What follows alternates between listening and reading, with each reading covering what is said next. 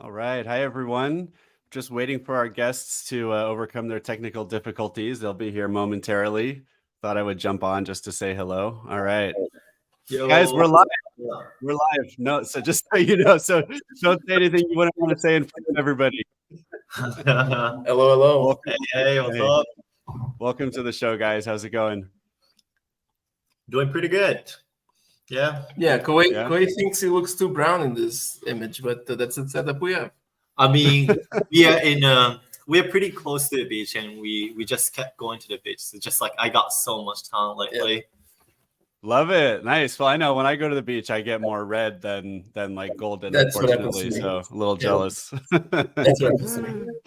All right. Well, hey, everyone. Welcome to Just DAO It, the podcast for people starting DAOs. I'm Adam Miller, and I'm your host. Today on the show, we have two awesome guests, Paulo and Kohei from Senate Labs. And guys, we're getting a little bit of an echo. Do you have a way to work on the echo? Yeah, maybe. Is it better now?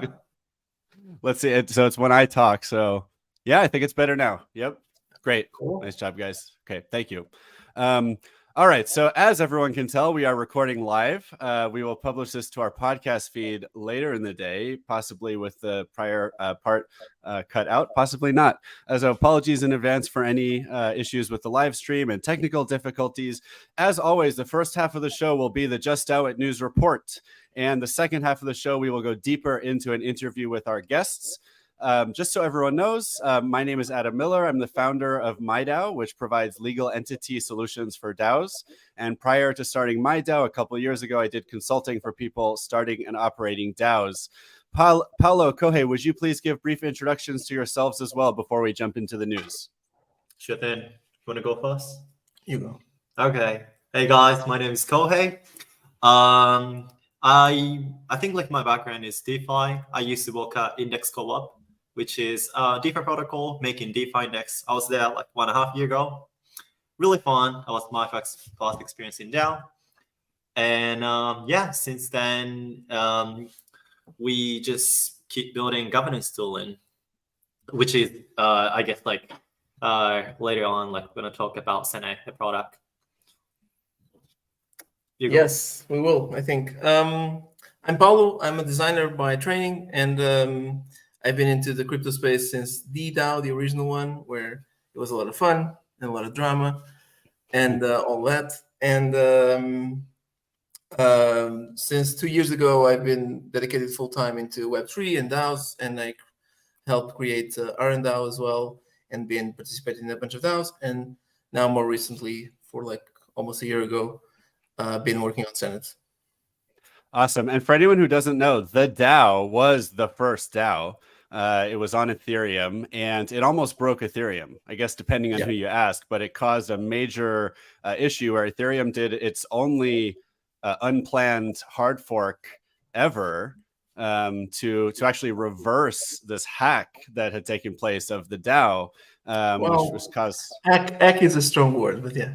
Oh, interesting. Why don't you go say what you mean by that? I think it'd be interesting for some folks. Yeah, I mean, the code did what the code was supposed to do, right? Someone found an exploit on the code, and they managed to drain the DAO funds, basically. And at the time, the biggest debate was like, should it fork or should it just run? And then Ethereum Classic is still running, right? that DAO is still being drained in Ethereum Classic right now. True. Because it's installable, right? Mm-hmm. But on our normal Ethereum here, it was hard forked and people could retrieve their money. But it was actually a big thing at the time, because that contract captured 15% of all Ethereum at the time, which is a lot of money then and much more money now. So it was quite a big deal. Yeah, and just to dig into it a little bit more, we'll talk a little bit about issues around like what is law, what is code law, those kinds of things later in the show. But what Paulo is kind of talking about here is, some people said, look, if you use a smart contract without literally hacking it, like you're just using like a bug in the code, for example, to take all the money. Is that hacking or is that not hacking? Is that breaking the law or is it not? Yeah. Right. Now, actually, I think folks have actually been found guilty in court for doing that kind of thing. I mean, I think the language they use in the courts is like using a computer program in a way that is clearly not intended to take money, right? Something like that. It has been found to be illegal.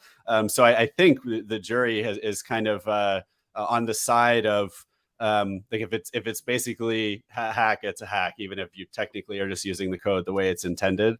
But anyways, okay. Let's turn to the news report. And again, right after the news report, we will turn to a more in-depth interview with our guests about what they're working on and their background in Web3 and thoughts on DAOs and where we're going and how to get there and all that good stuff. So for the Just DAO It news report, the first article of the week is from CoinDesk. The headline is, "Privacy Mixer Tornado Cash is an entity," judge says. "We have yet another court ruling finding a decentralized autonomous organization is an association." Okay, so, I love these stories, of course, because the whole point of what my company MyDAO does is we help people create legal entities, which means that they're not going to have this exact issue. And the issue that's at play here is basically any group of people in virtually any country in the world that gets together and engages in some kind of common enterprise, there's a default treatment according to the law. And that default treatment is basically that you call that group of people an unincorporated association. And there's some other words for it too. And what happens in an unincorporated association is everyone involved is held responsible and liable for the actions of the organization and everyone else involved. And so anytime there's like a name of something, right? If you're calling it Tornado Cash or you're calling it like Smoothie Shop or you're calling it like Light Bulb Fixers, right? Like even if you don't think of it as like an entity possibly, but the government is going to say that's an entity. And because you haven't actually registered it, everyone is liable for everything, which means people here could be held liable. It's a whole separate issue whether Tornado Cash should be legal or not. Also an interesting discussion. But assuming it is found to be illegal in some way, the people involved, they could lose their houses. They could lose all their money because the court could take it from them. And I think the solution that's become fairly well accepted by folks working in the DAO space is that DAOs need to, in most cases, DAOs need to incorporate in some way, right? They have to find an entity that will protect their members from that unlimited liability. And there are exceptions. And I don't know if you guys are, maybe familiar with any cases where that clearly is not what a DAO should do. But generally speaking, if you're a DAO that's trying to operate a business, a DeFi protocol, a dApp, whatever, usually it's a good idea to incorporate. So guys, any other reactions to what we saw here with Tornado Cash over the past couple of weeks? I mean, it reminds me that there's good reasons to be anon in this space. It's always that periodic reminder of like, somewhere someone could found you guilty of something like this. And to my mind, the only protection that there is for that is to be completely anon and seriously anon, which is not what most people do, but seriously anon. Yeah, in the case of Tornado Cash, I think it's someone is trying to teach a lesson to us in the space that if we do things that may sound a little bit dangerous, people will go to jail, and making an example out of it, which we've seen before in other examples. And it's always a reality check, I guess, for people that are operating in the space. Yeah. Yeah, good point. And I think, when you talk about people being anon or anonymous, I think there really are two types of DAOs. And I've talked about this before on the show, but there are what I call evolutionary DAOs and revolutionary DAOs. Yeah. Now, evolutionary DAOs are the ones that are just trying to do something better and new. They're probably not like borderline breaking the law. They're just trying to like run a business or build a piece of software. And in most of those cases, it's probably fine for everyone not to be completely anonymous, right? You're not that worried that like if someone finds out what you're up to, well, maybe you formed a DAO LLC in the Marshall Islands like we do, and you'll be fine, right? But then you do have the revolutionary DAOs. And one of the really amazing things about what we're building in the DAO space is that just like crypto is censorship resistant money, DAOs are censorship resistant organizations. And so when you have a case where you do want to create an organization where people can coordinate, they can share money, they can share control over software, have a shared mission, and actually try to be completely anonymous, now there's a way to do that, which there never was before. And so especially when you look at situations where you're trying to be subversive to a government or hide your activity from a government, which often is for very morally righteous reasons, right? I mean, an example I like to use is the Canadian trucker protests a year or two ago, where the Canadian government remarkably paused everyone's bank accounts who were protesting so that they would stop protesting. Well, next time there's a Canadian trucker protest, I think there's going to be a Canadian trucker DAO so that all the truckers can anonymously organize, raise money collectively, spend that money collectively, whether it's on lobbying or buying food for the truckers or whatever it is. And there's no way the government can shut that down. So I do think the revolutionary DAOs are also a really interesting use case, even though it's not what probably most of us are working on. At least not in the way that we're public with our faces, at least. Yeah, right. If we're working on it, then nobody knows. Nobody knows, yeah. All right. So second article of the week. This is from Bankless Publishing, which I always highly recommend. And the article is, and by the way, we haven't had an episode in a few weeks. So this article is actually from a couple weeks ago. The article is headlined, "What is the Law of Chains? Optimism introduces a framework to enable scaling that defies gravity." All right. So first of all, Optimism, in case anyone doesn't know, is one of the leading new layer 2 rollups on Ethereum. So it's a scaling solution for Ethereum. It allows people to have transactions that cost like a penny or two instead of $1 or $2 or more. And one of the cool things about Optimism is that everything they've done is open source. And they're really encouraging people to copy what they've done. So I think, for example, Coinbase's new public blockchain Base, I think, is an Optimism blockchain, right? So it's basically using the Optimism technology to start another layer 2 rollup on Ethereum. And Optimism wants people to do this, right? Their dream is there are hundreds or thousands of Optimism-based chains run by whoever wants to start. I mean, I don't know if you could say blockchain is run by anyone, but started by, various groups and for various purposes. And this article talks about, so what they call the Law of Chains is kind of like a way of organizing all of these different blockchains so that they are both separate and that they still collaborate and work together in some ways. So for example, they should all, if possible, contribute to the code base of Optimism so that they can all grow together. And they should all have some kind of like shared governance mechanism so they can coordinate together. And one of the interesting takes, which again relates to this kind of legal issue, is, well, people like to use the word law. But there's nothing legally binding or law related about the Law of Chains. Really, it's kind of like a culture, and it's a culture that everyone is going to be encouraged to adopt, but it's not something everyone has to adopt. So what do you guys think about the Law of Chains, guys? It's kind of a good etiquette, right? A while ago, there was something around Polygon where some other project that I don't remember which one it was copied some ZK code from Polygon, and the Polygon people were like, "Yo, guys, at least you could tell that you copied from us." So there is kind of an etiquette in the space of it's open source. You can fork it, you can clone it, you can do whatever you want.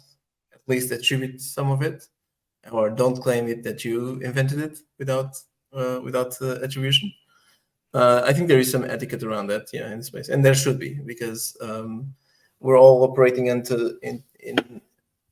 the positioning of, if we open source our stuff, it's because we want the ecosystem to grow, and sometimes some groups have the kind of shady attitude of just stealing it, and it doesn't take advantage of it. Take advantage. It doesn't sit well. Yeah. I think you're right. Like, it's definitely not healthy ecosystem that we can just keep doing it.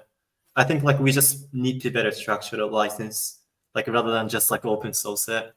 Like I think like I can't remember exactly, but MetaMask I think have unique license which is like anyone can fork it and copy, but some still parts of it, yeah. some parts of it. But like I think like there was some like limitation of the number of users that they can hold.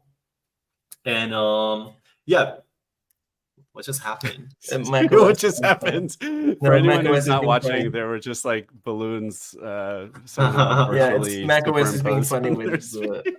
you do gestures. And Oh yeah, you guys have the beta. Yeah, it's a beta. That's Yeah. right with the I hands. mean, that's always hilarious. with trying beta stuff. So yeah. Yeah, I know. I just got the iOS beta, which I love, so I don't awesome. blame you, and the Watch OS. So I'm right behind you.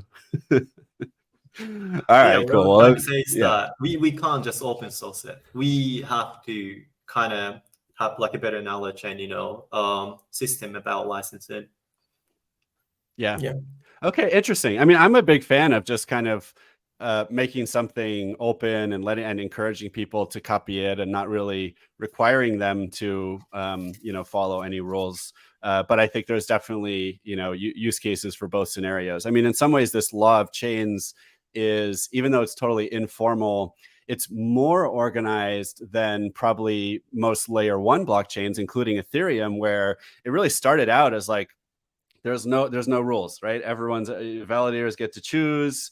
Yeah, there's a foundation. There's Vitalik. Everyone, of course, listens to because he's such a respectable and smart guy. But then in this case, they're saying, hey, look, we're suggesting a certain code for how we all operate, social code for how we operate together. And then I guess at the other extreme is actually having rules and license, requirements and stuff like that for how people should and collaborate. Enforcers and all that. Yeah, totally. Yeah. All right. So the next article of the week. This article is from Unchained, which is actually a podcast, but they publish summaries to their blog. And the headline is, can makers Rune Christensen fix the sad state of DAO governance? I saw the tweet the other day. It was so funny. Yeah.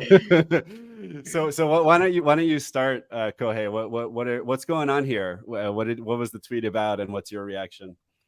Yep. I gotta be honest. Like I was pretty, I was like digging into and reading MakerDAO forums and proposals quite a lot till like the end of last year. But since Rune started this new journey called Endgame, essentially Rune, founder of MakerDAO, is trying to like restructure the whole mechanic and like role structure of MakerDAO from the scratch, and it became chaotic and he constantly changing the plan over and over.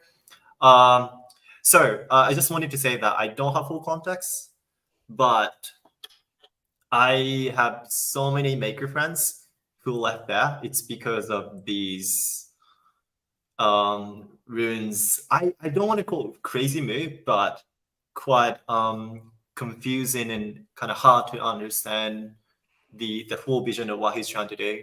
Because like literally, the whole governance, there's the two important contributors at Maker called who are facilitating governance, called governance facilitator, and they just left Maker.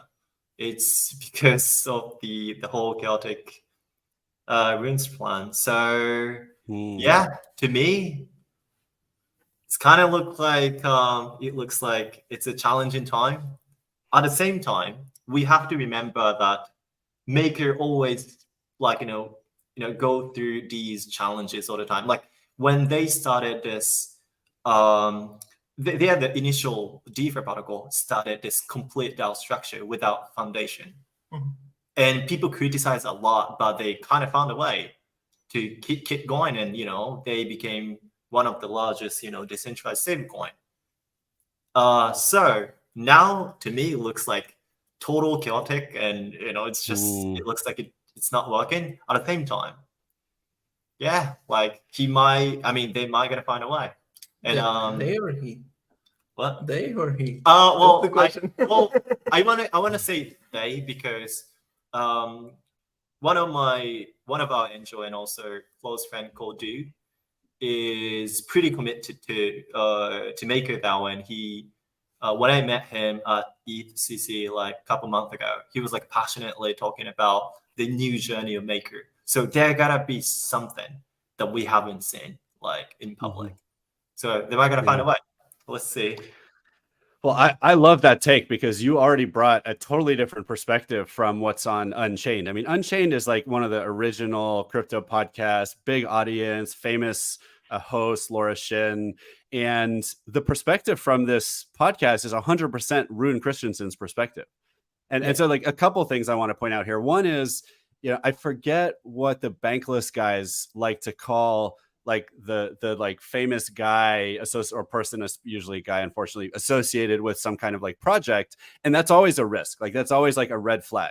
Like if everyone's like, oh, if we want to know about Maker, let's talk to Rune Christensen. And when Rune Christensen says something, it gets 2,000 retweets and interviewed by all these famous podcast hosts, that alone can be concerning. And it's like, okay, well, let's be careful when we listen to what he has to say, because it really, in the long run, most things in crypto, including Maker, they're not meant to be centralized. They're not meant to have one strong leader. So right away, that's a red flag. And what I love about what you just shared also is like the perspective from Rune Christensen is decentralization doesn't work in this context. Like DAOs, he's saying DAOs don't work. I mean, what was the quote? He says, sad state of DAO governance. Like he's totally saying DAOs don't work. So I needed to come in and centralize and come up with what he calls the end game plan, which sounds like so authoritarian. Let's end everything. yeah. And it's like, now maybe things will work. And not only that, but he's saying the rest of the DAO ecosystem, listen up. Here's how you fix DAOs, right? Do what I'm doing.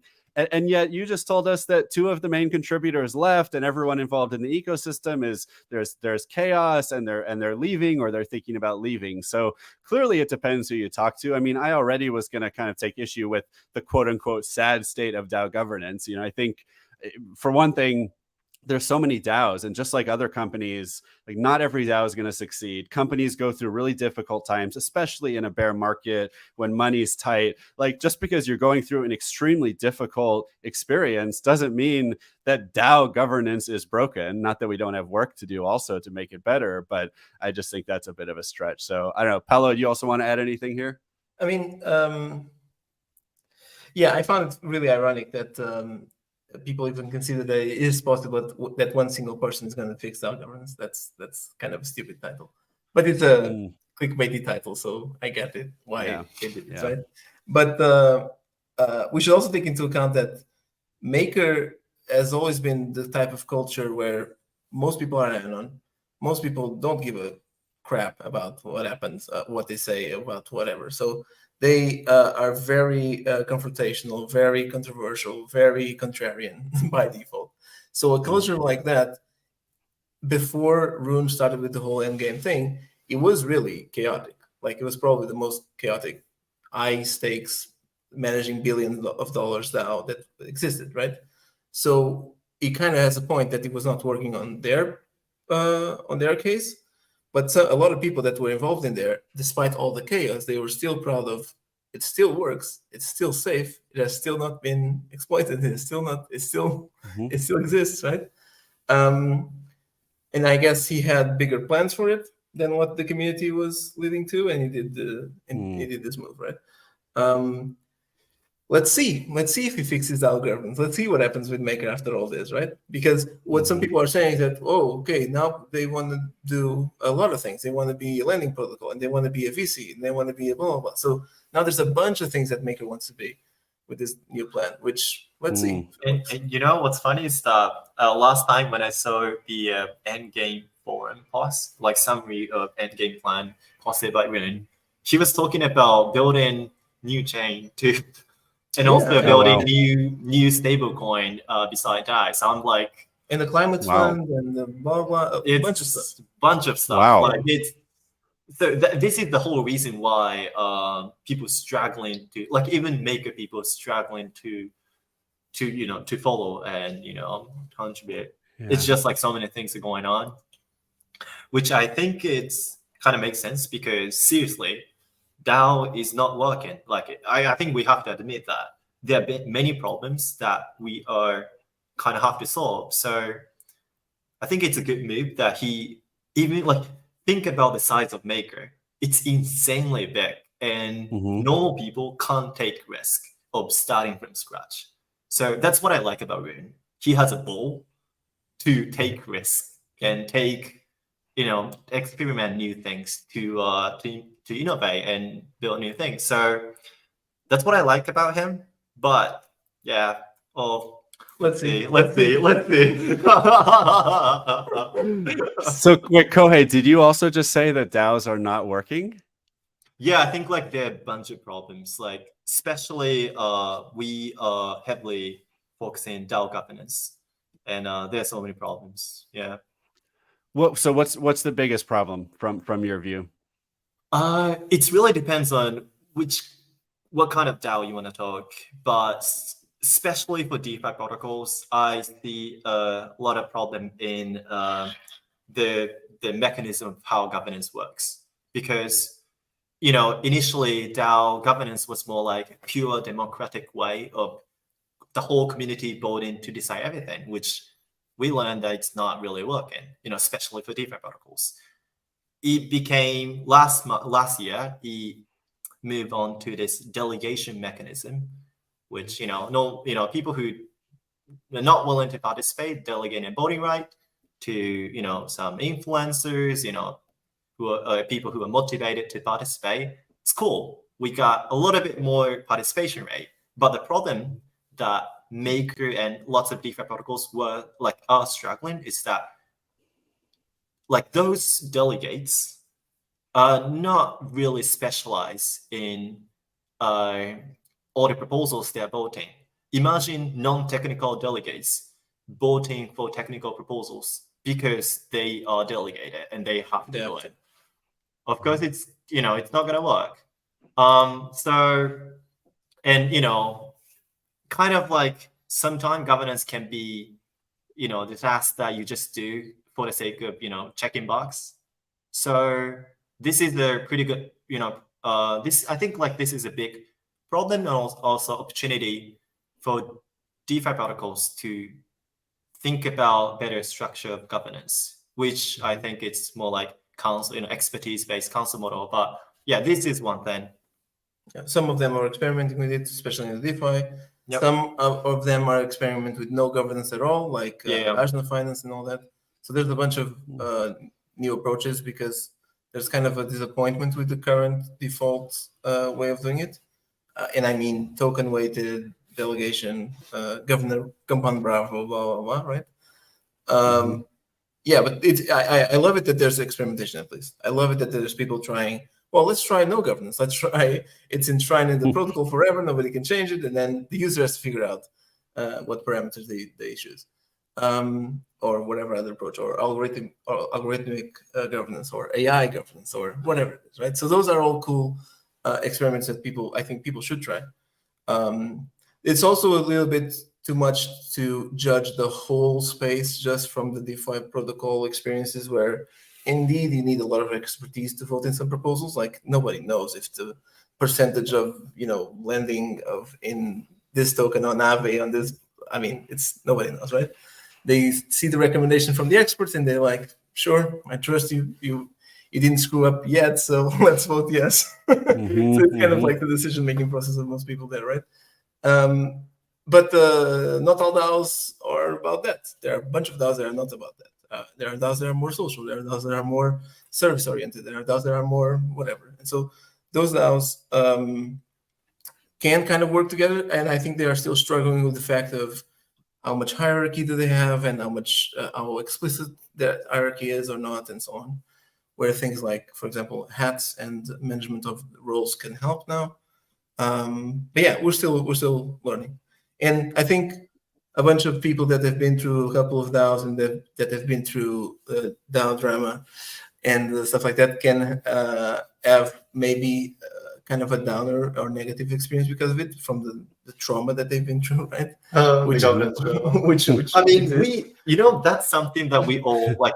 So they are 3 co-founders at Senate, and that's something that we all share. That's all we want. Yeah, exactly. Like all of us left DAO. It's simply because of the governance shit show. Because some shit show something.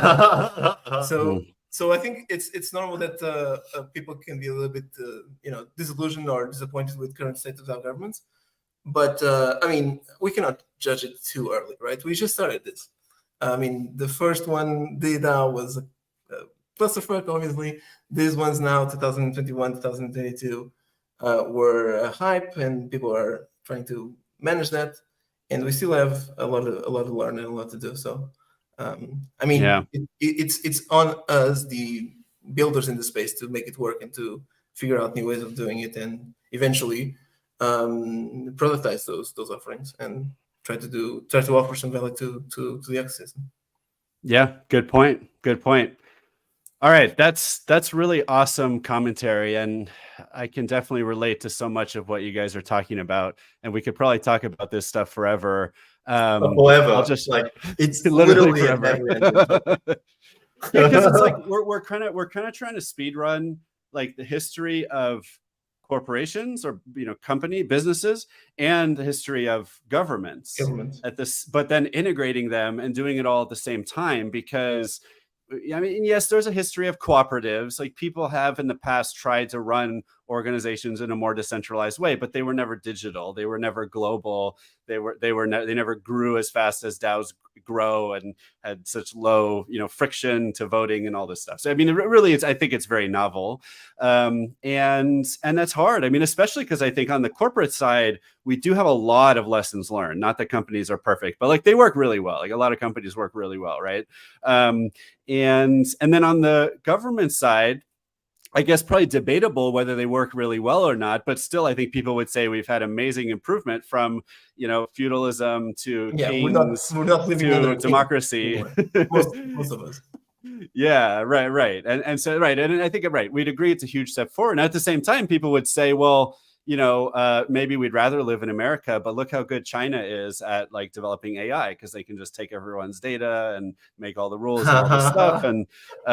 And so you could argue, well, hey, maybe authoritarian governments are better at stuff. And so that's the right way to go. Now, I obviously strongly believe in the more democratic approach to everything, not because it'll necessarily always be better or easier, right? I mean, drama in a democracy, like that's like a regular thing.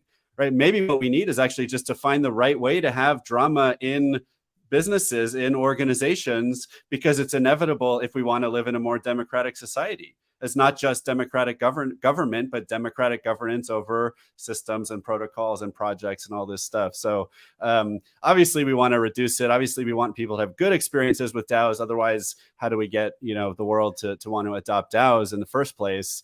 But I wonder how much of that will be inevitable. Yeah, I like that analogy because I think that DAOs are to corporations in the same sense that democracy is to monarchy. And so if we think about current or most companies, they still kind of are like a monarchy, right? There is a king, which we call CEO, and then there's like the nobility, which we call the C-suite, and they rule everybody else. So expressing your opinion in an environment like that is not always welcome. People know the consequence; they'll get fired and so on, right? And it is an effective environment to create value in our current world, obviously, and we've seen companies doing extremely amazing stuff. But also, they don't solve all the problems that we need, right, in the world to be solved.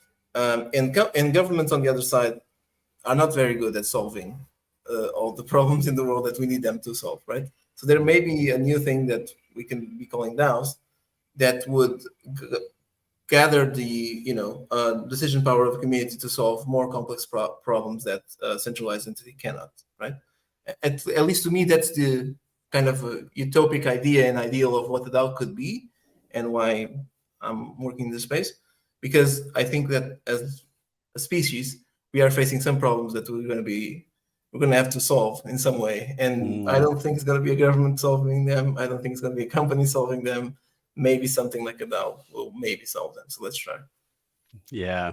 Because there's problems we have to solve collectively, or they won't be solved at all, right? Collectively in the global scale, yeah. Right. Exactly. Yep. Okay. So awesome. I love this conversation. Okay. And we'll later in a bit, in 10 or 20 minutes, we'll talk about how what you're building helps solve some of these problems. But let's turn to the next news story, which is from Decrypt. And the headline is another kind of negative one. What's a DAO to do? Gitcoin backlash shows crypto governance is more than a meme. Another DAO, another controversy.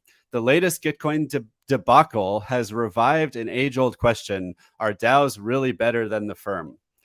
Okay, well, look, first of all, obviously everyone writing articles has to write clickbait titles, right? So I think if you really dig into this, it's not quite as negative as they're suggesting. But what happened was Gitcoin, which is a protocol for funding projects and making grants to projects, announced that they received a grant from Shell, the Shell oil company. I think it was like, I don't know, $500,000 or $5 million, something like that. Oh, yeah. So that tweet. Yeah. Yeah. And so, to a lot of people, it's like, sweet, and it was a grant, I think, to like go after like maybe climate change, either that or it was just a grant to support stuff in general. But the reaction from some people in the community was, how could you take money from Shell? Like Shell is like, they're an oil company. They're the ones causing the problem. So it's either like, how could you work with someone like that? Or this is allowing them to do greenwashing, which is like letting companies pretend to be positive on the environment while they're actually not. And then, the other part of the community, which is probably more where I sit, and I'm not as anti these big companies in the first place anyways, but it's like, look, do you want big oil companies giving money to fight climate change or not? Like, I think the answer is yes. Whether it's climate change or supporting blockchain protocols or just Gitcoin or whatever it is, I don't know. To me, that's maybe a more like objectivist view, like just, or to me, it seems more practical. It's like, look, is it good for Gitcoin to get money or not? And I feel the same way about like criminals, Jeffrey Epstein, and even like Sam Bankman-Fried. Would I rather Sam Bankman-Fried waste all his money like going to Vegas and like paying for strippers, or donating money to like foundations that are trying to save the world? Right? I'd rather he gives the money to foundations. So maybe a controversial take, I don't know. But so with the Gitcoin, ecosystem, Gitcoin is governed by a DAO, just like other systems. It also does have, a couple big names that have been involved, from the beginning. And one of them, I think it's Kevin Iwaki, not even technically officially involved with the protocol, but people still want to get his take on it. And I think he basically said what something like what I'm saying, but he said, look, it's an open protocol, which means you cannot stop people from participating. At the same time, being an open protocol means you're welcome to criticize it. You're welcome to vote against it. You're welcome to not participate in stuff that's related to this particular Shell grant, right? Or step away for a while, or fork it and start your own Gitcoin. Yeah, exactly. If you want to. That's So, one thing. Like, yeah. if you like, it's so easy to criticize, but like most of the people just don't know how hard and how much effort required to actually make a deal and get money from Shell. So I don't have any specific opinion, but like if you're criticizing, like if you think that's wrong, why don't you just fork and make another one? Yeah. And it's hard, right? But it's possible for the first time to actually almost possible.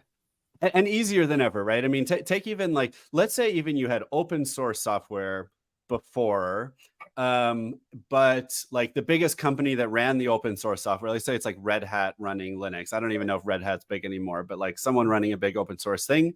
And even if the software is open source, only that company knows who all of the customers are and manages those relationships.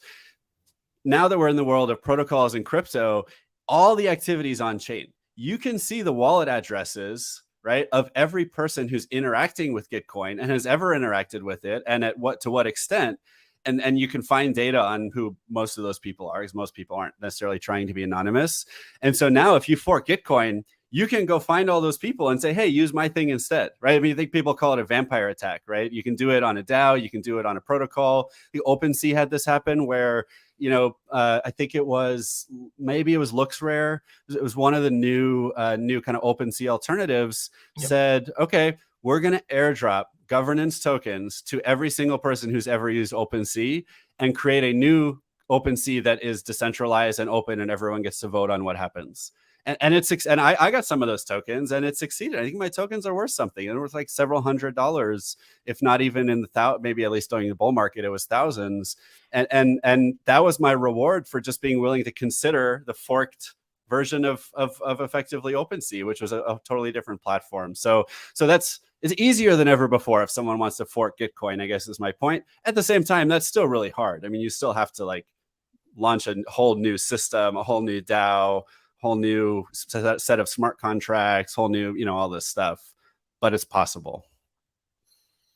Yeah. I mean, I honestly think that this whole Gitcoin thing was more of a PR failure than anything else, because what happened was they announced that and people were like shocked, and then silence from their part, right? No response. And then Milwaukee came up and it was like, hey, credible neutrality, we need to accept money from everywhere, you cannot control you accept money from blah, blah, blah, which makes sense. But Gitcoin was like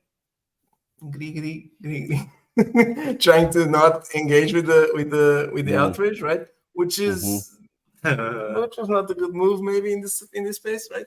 So I mean, I think they could have managed the whole situation a little bit better, but and I also think there's one valid criticism of all this, which is I mean, Shell could have put in more money. Like, it doesn't sound like a lot of money. How much was that? $500,000.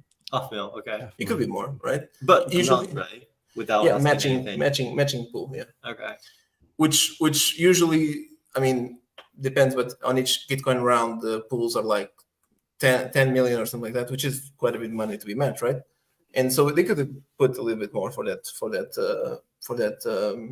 category. Although I think it's in line to what usually happens for each category. But also, it was not just that happened, right? They did that and they put the money there and they did a partnership with Gitcoin so that Gitcoin then organizes an hackathon, a Shell hackathon, blah, blah. So it's not just like totally credibly neutral, where Gitcoin is a protocol and Shell wanted to put the money in, they put it. No. Gitcoin is actually paying Shell for putting there the money by organizing an hackathon and stuff like that. So it's not totally credibly neutral.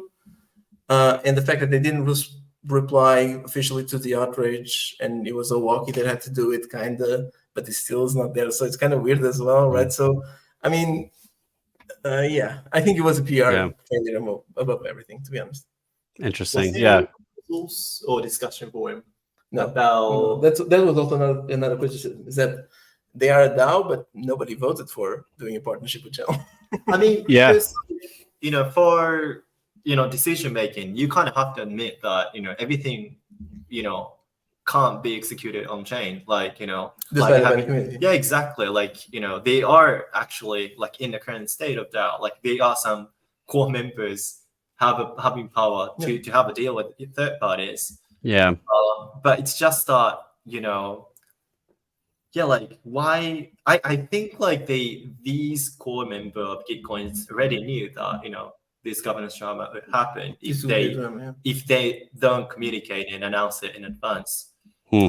Yeah, but I guess like the core member of Gitcoin just wanted to push it and make it happen. Yeah, and by the way, while having this risk. Exactly, and getting the money, right? Yeah. Because now it's more money that's going to be matched, and more people are going to contribute because there's more matching money, more projects are going to get more money. So that's the ultimate reward. So it makes sense. Yep. It's just that, I mean, I think they could have communicated it better. And also, I think it is kind of unfair for everybody, really, to kind of unofficially rely on a walkie to come up and do the Twitter thread and be the official communicator when he had already said it was not. I mean, it's not even a Gitcoin anymore. It's messy.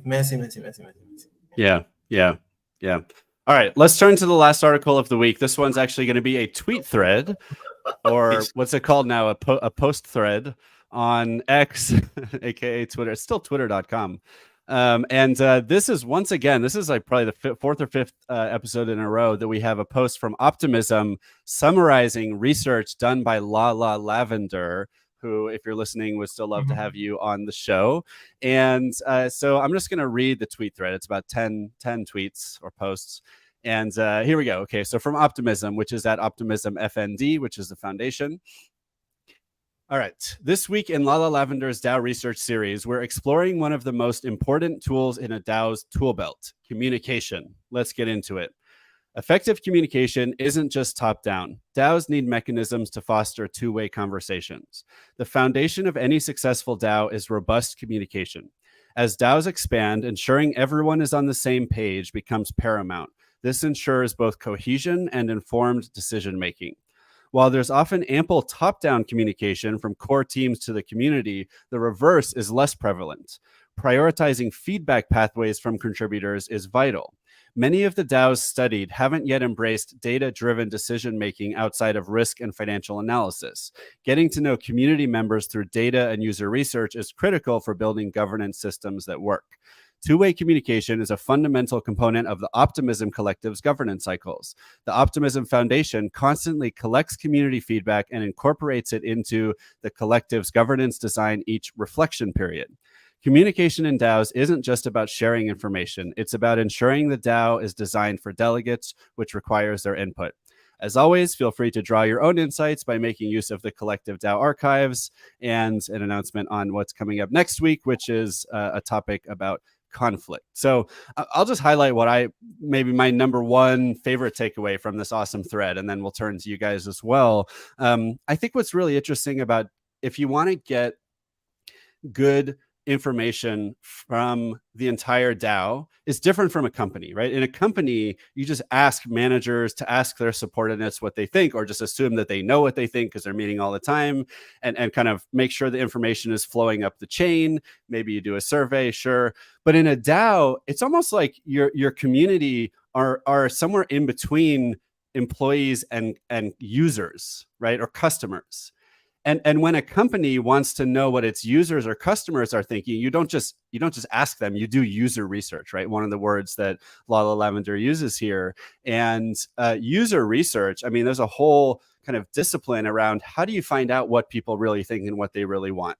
And then how do you incorporate that into your decision making? And so I think that's really interesting, that to think that in a DAO, even your contributors, if you're like part of, let's say you're a leader of the DAO, which I like to say, even if DAOs don't have managers, they have leaders, right? Anyone who's like really involved and is a voice in the community, knows a lot of people. Maybe you do have a lot of governance rights or delegated governance rights, right? I think if you want to know what everyone really thinks, it's not enough to just let them vote. Right? You've got to actively create surveys, gather research, analyze what people are thinking, like really put systems in place to stay on top of that so that you can actually leverage the collective intelligence of the group. What do you guys think? Yeah. I mean, I've been doing user research for a few years. And actually the whole initial concept of RNDAO was to do research for DAOs. That's why it's called RNDAO, which is research in DAO. And we did an initial project like a year ago, maybe more than a year ago, that is published in the Mirror blog. It's called What's a DAO? And at the time, we found out that there are several metaphors for people to look at organizations, like organizations as an organism, organizations as a brain, organizations as like a mechanical system.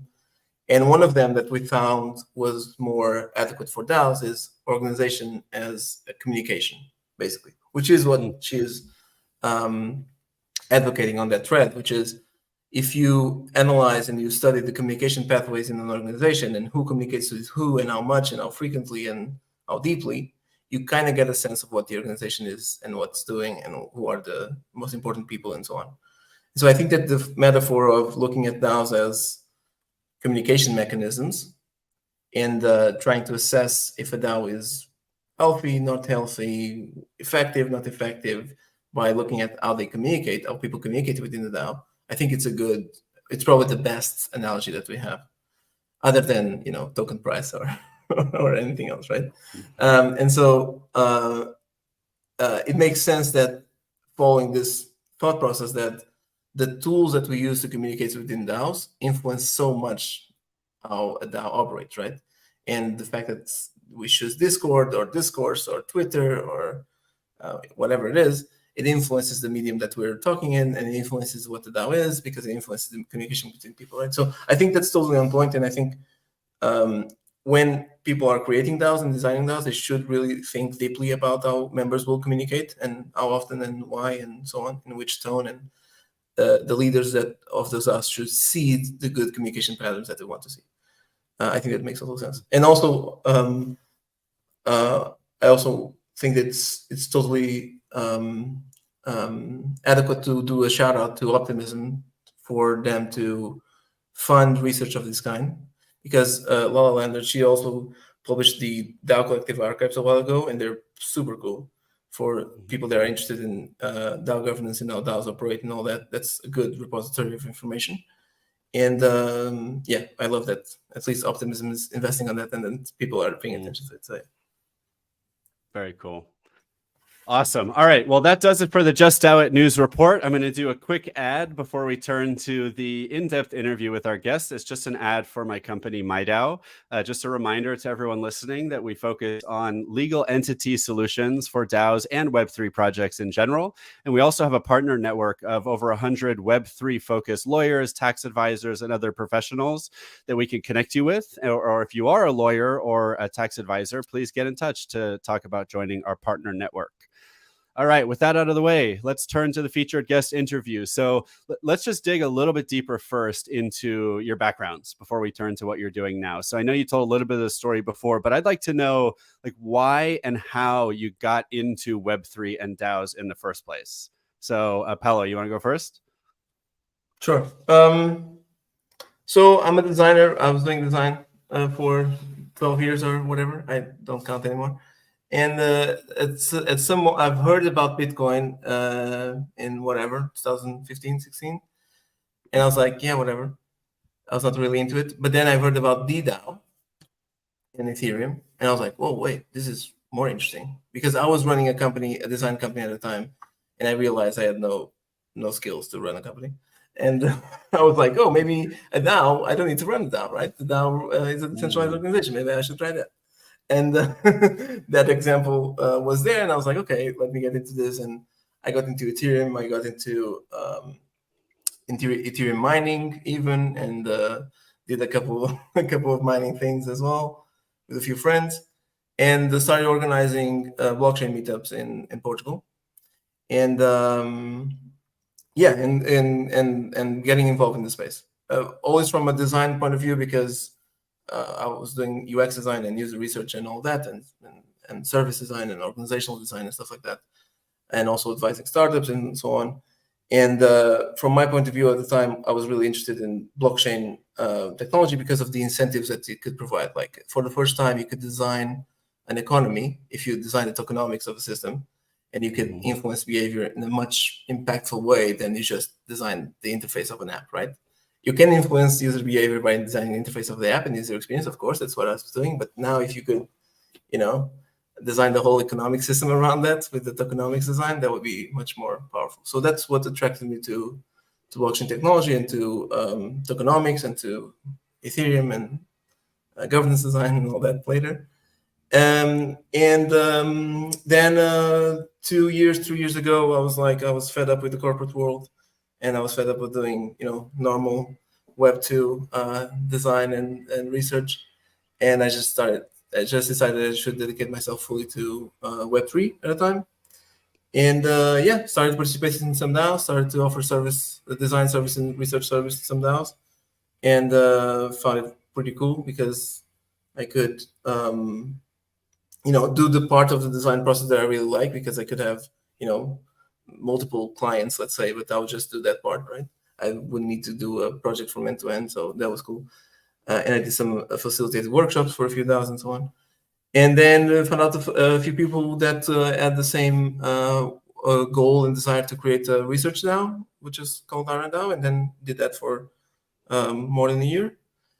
And then found out people that were building governance tooling, and now we're doing Senate. So that's kind of the story until now. Awesome. Love it. All right. And if anyone's curious to learn more about DAO, we've had Daniel Ospina, who's still in DAO, on the show a couple of times as well. Kohei, what about yourself? How did you get into Web3 and DAOs, and why? Yeah. For me, I'm pretty new in the crypto space. I joined a space in the summer of 2021 when NFT hype, happened. Everybody started joining. At the time, I was building Web2 product, but it just didn't go well, and I was started thinking about I probably should bet on new technology that can create totally different market and opportunity. And obviously at the time it was crypto. But the thing is that at the time in 2021, DeFi was already proved, NFT was already proved. But what's interesting to me is that there's another one big keyword, DAO, is still unclear. Like when I went to lots of crypto conferences in the summer of 2021, nobody couldn't explain what DAO is. It was so abstract and sounded like they just like a token for the sake of, just token. Like they basically seems like didn't know what that is. So I was like, maybe I'm quite late in the space, but this could be a place where, I can build a massive product. And and then basically I joined all the Discord server named DAO. And one of the one I pretty vibe was Index Co-op. As I explained, Index Co-op is a DeFi protocol, DAO, that is making DeFi index like DPI. I joined as a APEC growth.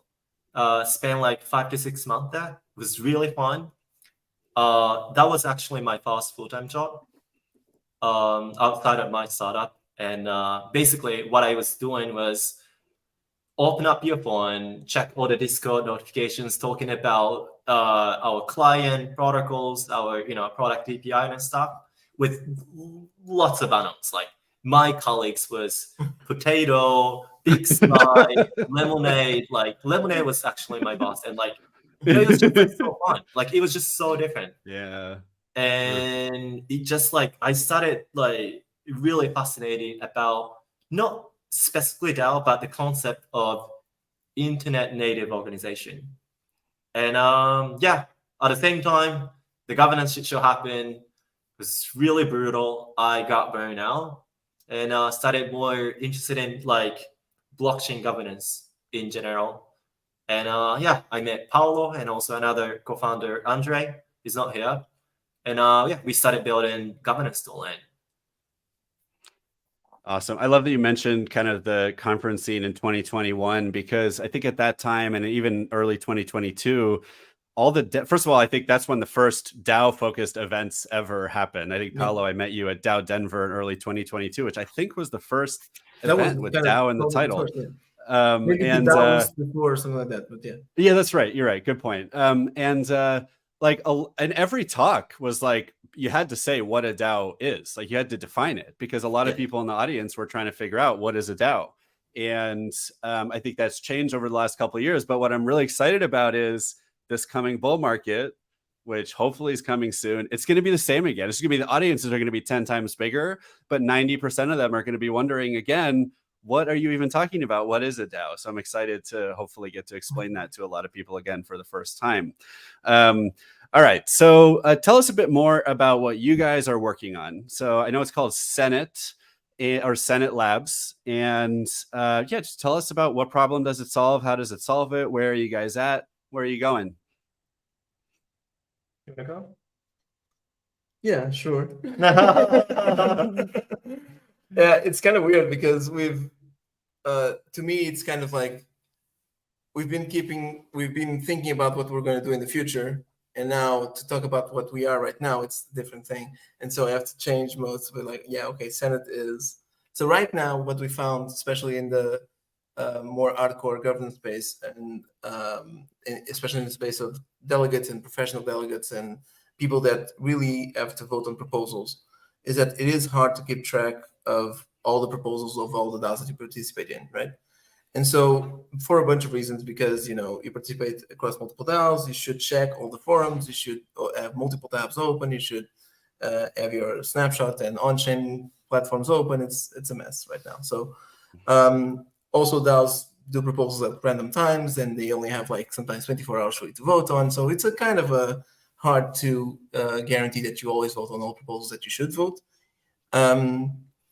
So it's not a surprise that there's not a lot of voter participation in DAOs, because it's actually there's a lot of friction in actually participating in voting on DAOs. So our product currently tries to help a little bit on that. And so if you go to senate.app, you can connect your wallet, subscribe to a bunch of DAOs that are the most popular DAOs, let's say, and you start to get email notifications of new proposals that are about to end for those DAOs, and your own vote status, if your wallet or wallets that you follow have already voted on those proposals or not. And we offer that daily notification, and now we also offer notifications on Discord and Telegram and soon on Slack as well. And people can keep track of their voting history. They can be notified on time to vote on time, so they don't forget to vote on proposals. And on Senate, there's an aggregated interface where people can see on-chain and off-chain proposals for the most famous DAOs, and from there vote on them as well. So that's kind of what we do right now on this context of people should participate in DAO governance more. There's a bunch of friction to do that. Senate is trying to ease a little bit that experience by putting it all in the same place, serving to you as a user daily on your daily email or on your platform of choice like Discord, Telegram, and so on, and so that you don't forget to vote on proposals at least.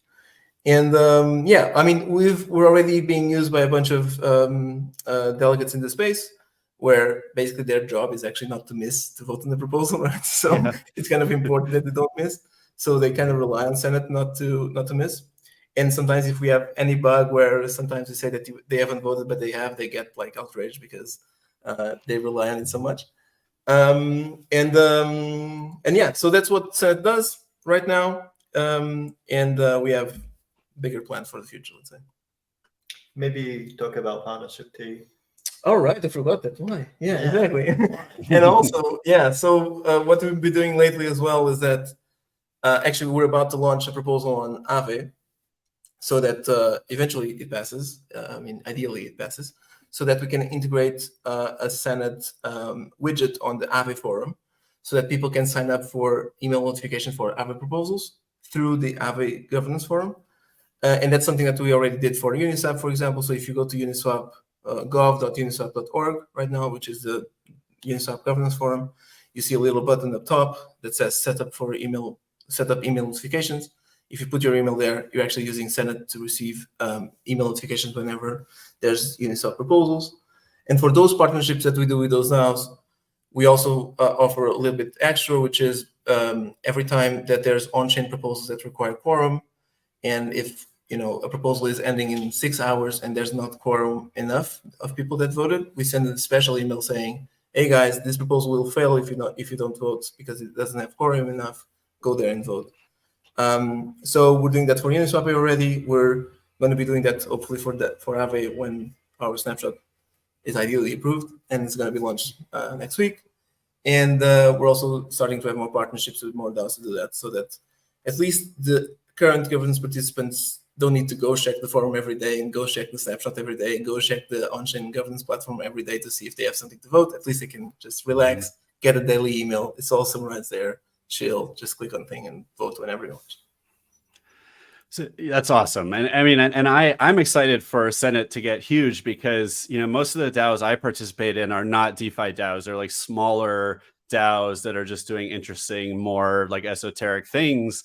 And I would also love to be able to track, all the proposals, all the discussions, all that stuff. So I'm excited for that to be available at some point in the future. But I think what's really smart about what you guys are doing right now that I think other people building DAO tooling could learn from is you're being smart about your business model, right? You're partnering with the big DAOs that already have money to pay for what you're doing, right? Even though the value you're providing is largely to their users, right? Their members.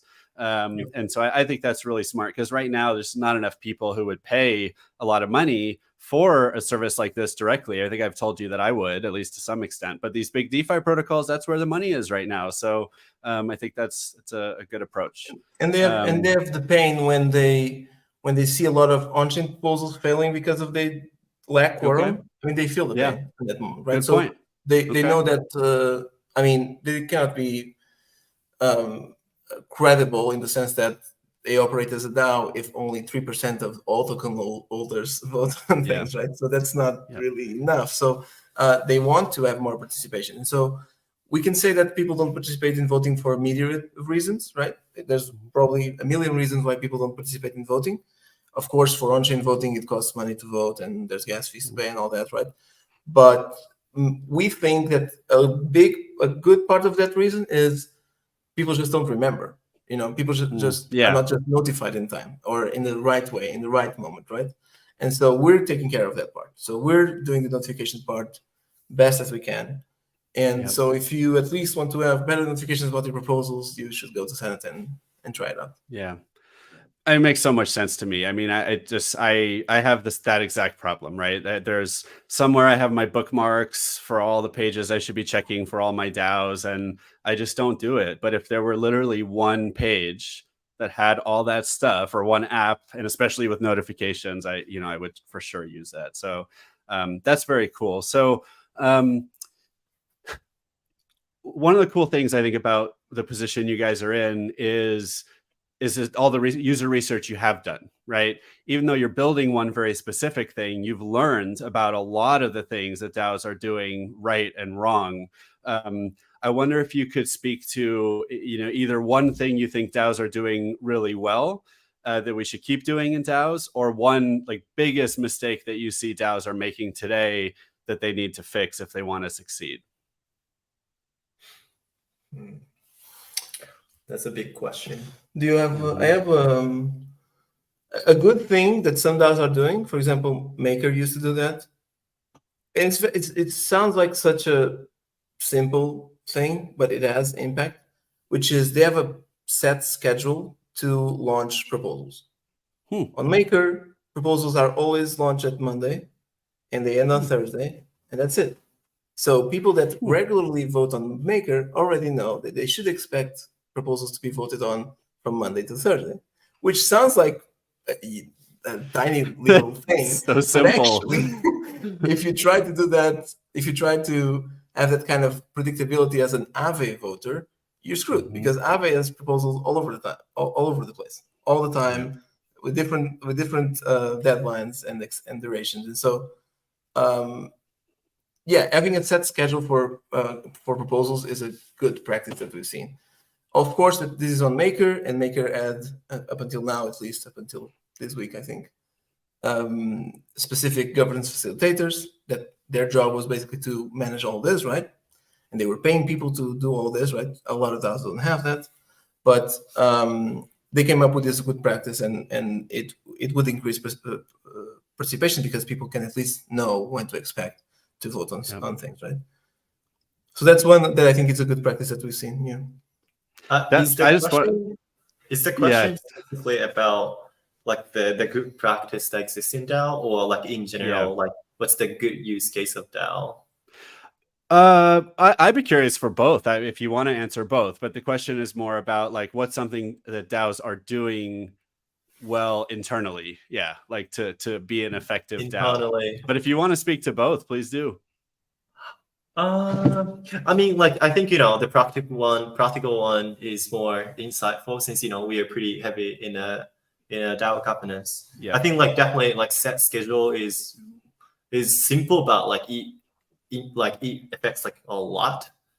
And also I think governance facilitator is actually really important, because DAO can expect the whole community to engage and participate by nature, by themselves, but it's just hard. Sometimes it's really hard to coordinate, understand the proposal process, or coordinate with for example, we Senate are planning to make proposal at Aave for integration, but the thing is that we don't have enough voting power to create proposal.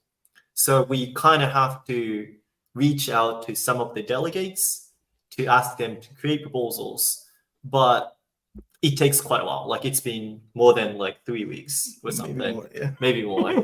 But at Maker, because there's specific people taking care of the whole governance facilitation, they can just immediately give you advice and also help you create proposals, and they put it up for next week. Yeah, exactly. And they having this because at the end of the day, specifically for DeFi, governance is the only way to make decision and improve, like, to change things. So you really have to put effort and facilitate it. So having dedicated governance facilitator is really important. Like Uniswap Foundation is kind of taking care of that, and it changed a lot. Like Uniswap governance used to be absolute none forever, but since they created Uni Foundation and really doing the facilitation, like it's been pretty fun to watch, and there are a lot of progress. So yeah, I think like that's one thing I think that we can be sure of. And by the way, a shout out to Peyton and to Patrick and to Retro and all the governance facilitators, OGs at Maker. Governance OGs, because they went through the Wild West of governance facilitation, right? And they figured it out, and they created frameworks, and they on a kind of hostile environment because it's Maker and people are contrarian by default and so on. So I mean, the job that they did and the examples that they set are actually I'm super thankful for that happening. Actually. Yeah, it's a whole different kind of leader, right? Because I feel like classically, if you're working for a big company, they'll say things like, managers aren't the only leaders. Like everyone needs to lead, right? But it's still the manager who's figuring out usually like how do we make decisions and facilitating the processes, that kind of stuff. But in DAOs, it really is a new type of leader who is not in charge, right? Almost like the point is you're not in charge, but we still need you to manage a process that helps us all decide together what to do and how to do it. And facilitator. I think the term governance engineer. Well, those may be two different things, right? There's like the people maybe designing how governance works. Maybe that's the governance engineer. And then there's like the governance facilitator. What do you like? Should be governance designer. The designer. Governance. Okay, designer. Yeah, right. User research. Yeah, exactly. What I like about the facilitator name is that it kind of puts, good facilitation is neutral by definition, which means that the facilitator himself, he shouldn't have a stake in the game. He shouldn't have ownership, right? Yeah. For governance facilitation to be truly neutral and unbiased and correct, to be honest, they should not have skin in that game. Because if you facilitate the governance and you have that authority and power, I mean, you could choose which proposals to put up by when, with which options, right? You have a lot of power to skew the results, actually, And so it's very important, at least from my point of view, that governance facilitators are neutral from the point of view of like, they don't have skin in the game. They don't actually have power. They just facilitate the process of power, because otherwise they can, benefit themselves very easily without anybody noticing. And it's kind of a sneaky situation.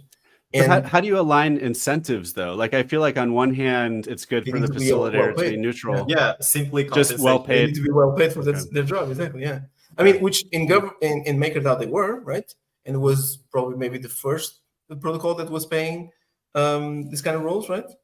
And I hope it sets the example for more protocols to now. Optimism is hiring a governance facilitator, and Safe was also as a governance facilitator. Protocols are paying a lot. Now they're paying well for those kind of jobs. Maker, there's no governance facilitation working group anymore at DAO, but they used to Maker, but they used to pay about 4 mil a year for the group. Whoa, which was like 2 or 3 full-time members with like 4 partner members, and they used to pay like 1.4 mil. Wow. And also, like Uniswap Foundation, they are planning to spend 5 mil, I think, like for the next 3 years for governance facilitation and the protocols, pay a lot. So I think it's not really about the size of the compensation, but like definitely it's one of the key points. Yeah. Very interesting. Okay, we've come up with a lot of really good suggestions for people that are starting DAOs, for things to think about. What about a favorite DAO or two to recommend for someone who's new to the world of DAOs? So relatively new to Web3 or new to crypto, what's a DAO to check out to learn from how they do things? And maybe you could try to think about not just like a top 20 project, but like DeFi project, but something even a little bit smaller as well. Smaller. Oh, Yeah. that's difficult. Do you have any? I have a few. Yeah. Yeah. I mean, you got me at the interesting time, because I think actually because of you, because last time we talked, you mentioned Nouns DAO and the Nouns ecosystem, and I was like, yeah, I should get into the Nouns ecosystem, but I was lazy and whatever. And so yesterday I got into Little Nouns, and all of a sudden I had bought 3 of them, and all of a sudden I was like reading the docs, and so I got a little bit too hyped on it, which I think it's a really cool kind of first type of experience for someone that's not native to this space. I think the Nouns ecosystem is a good entry point, because first of all, you can choose your category, right? Public nouns, little nouns, whatever, all the other ones, which depending on how much money you want to spend and depending on the philosophical stance you want to participate in and so on. So I think it is a cool, interesting entry point. So I would recommend those ones for people starting out. And also I like the art, so I think the art is cool. So that's something as well. And also I think there's a lot of DeSci smaller DAOs that I think are really interesting. One that I like and I think it's totally deserves to shout out is Athena DAO, which is a DAO for research on women health issues. Women health is not always prioritized over male health in a bunch of drugs, in a bunch of cases, in a bunch of prescriptions and so on.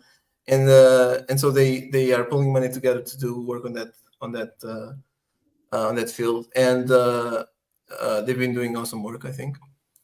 So that's an interesting one. And also, a while ago there was one that was trying to do a vertical liftoff and takeoff and landing drone to be operated in like a Uber-like kind of service, all open source, the hardware all open source, and people were building hardware on the open on Discord for making that happen. And I think it's interesting that also, even for hardware projects, people are using the DAO structure to organize themselves. So those are examples I think are diverse enough and still not that well known. And if anyone wants to check out the Nouns DAOs, go to nouns.build, and you can see all the different DAOs you could join. How about you, Kohei? Any more to add? I think for newcomers, Nouns is the best place to start. There's a simple reason. It's because governance is fun. You don't want to start with hardcore DAOs like DeFi. It's definitely not fun. You don't want to be, a difficult long proposal about parameter change. When it comes to Nouns, the proposal is simply about let's decide how to spend money to create better brand, to spread the word about Nouns and CC0. So proposals that I was reading yesterday was about making new event in Korea, or another one was funny, was about making a condom with the Nouns logo and ship it, like making bunch of condom with the Nouns logo and ship it to Colombia for sexual education purpose, which is quite funny. Yeah. But anyway, it's genuinely fun to engage and participate. And also Nouns DAO got lots of Twitch, so they actually have a power to make that happen. It's quite expensive to join. Maybe you want to start with the little Nouns or maybe other kind of Nouns, but definitely like Nouns DAO community is really fun and a good place to start. Cool. I love it. And in some ways, very simple tokenomics. It doesn't mean it's like easy or perfect, right? But basically, for anyone who doesn't know, you can change these configuration settings if you create your own Nouns-ish DAO with the Nouns builder. But Nouns itself and many of the Nouns DAOs are a once-a-day auction for an NFT. So it starts with NFT 1, 2, 3, 4, 5. Often each one has its own really cool artwork.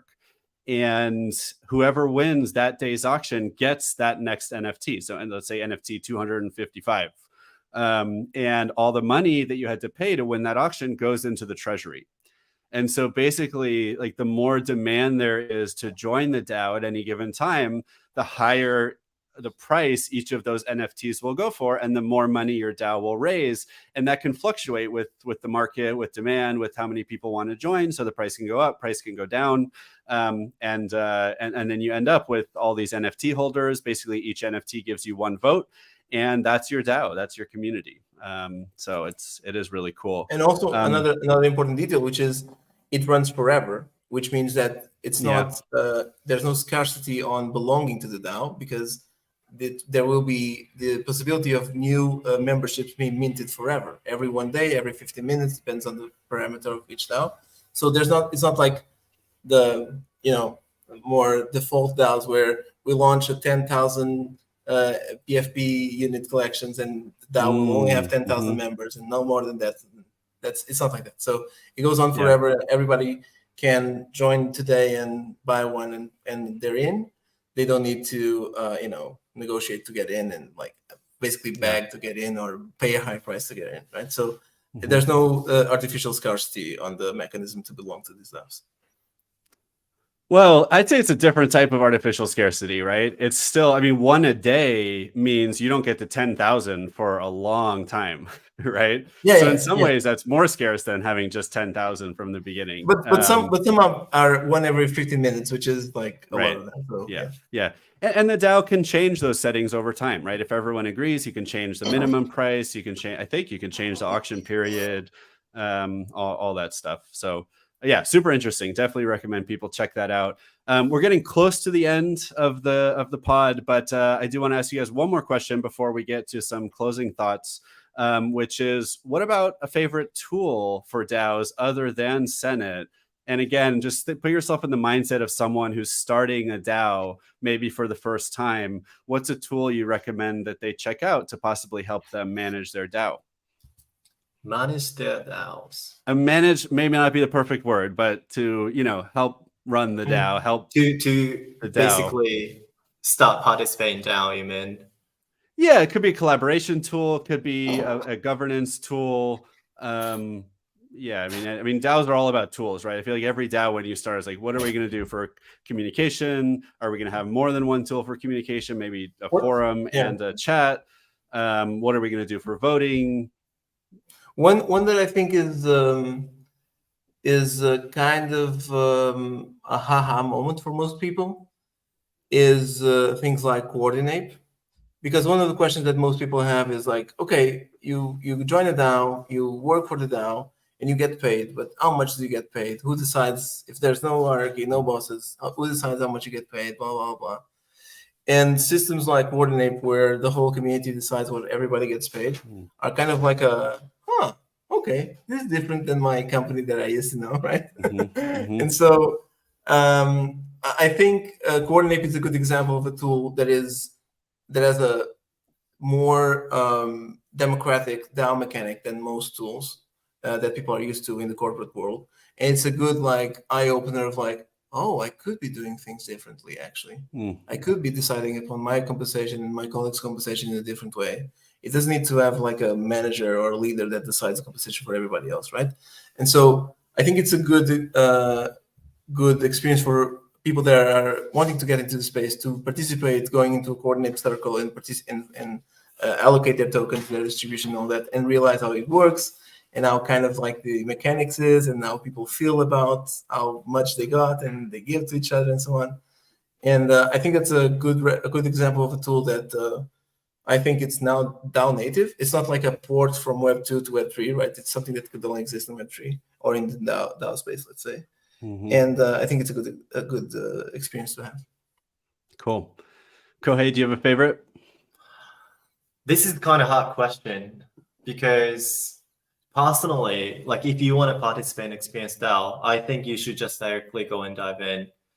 Meaning is that not relying on tool, but just directly jump into to forum. So each DAO, most of the DAO have a place called discussion forum where community members discuss about ideas and discuss about implementation and results and all that. And it's usually quite messy, and there's definitely a hurdle to initially to dive in. But the interesting part is that compared to traditional company, all the discussion, like not all, most of the discussions in public and from the beginning of the DAO. So let's say if you want to participate in Nouns, you can literally read and understand the whole context and journey of what was happening in the past 2 years on the forum. So I definitely I think one of the most underrated tool in DAO space is I think Disco's discussion forum, and it's really fun. To me, I think it just became more like Twitter, because there's always the governance drama, the discussions, the previous discussion about all the problems that they went through. Yeah, it's pretty fun. Yeah, and cool. For first time, a good way to start interacting is, even if you feel that you're not understanding something that you read, or you don't have full context to comment or whatever, starting to ask questions about what people are posting, even if it's a dumb question, doesn't matter. But start asking questions. Some people will notice oh, this person is actually asking good questions. Why doesn't the original poster thought about this, right? And you can start to create your own profile and reputation of oh, you're the person that asks cool questions. So yeah, what's your question about this new proposal, right?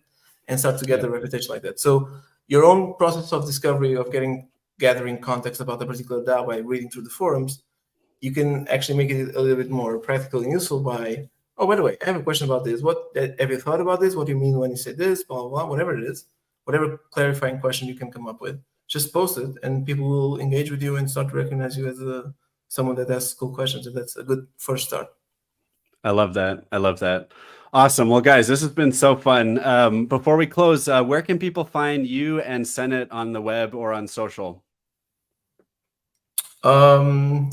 The easiest URL is senate.app. So just go to the browser and senate.app and it shows. And we are Senate Labs on Twitter or X or whatever it's called. And that's it. We have a Discord that we're not really using that much still yet, but we will. And we also have a GitHub page where you can see all of our open source stuff. So yeah, that's kind of it. Awesome. Thank you. And for the audience, you can find me on Twitter at 0xthriller, or MyDAO is at MyDAODS on Twitter, or mydao.org, MIDAO.org. Quick disclaimer, none of this is ever and none of it has been legal advice or tax advice or any of that. I'm not a lawyer. These guys are not lawyers, not legal advice. Please consider liking the podcast on whatever platform you're listening to and subscribing. And again, don't forget to reach out to MyDAO if you're interested in Web3 legal entities, or you need to talk to a lawyer or tax advisor. And again, Kohei and Paulo, this has been so much fun. Thank you guys so much.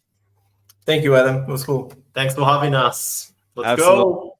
And for the audience, if you're thinking about starting a DAO, just DAO it.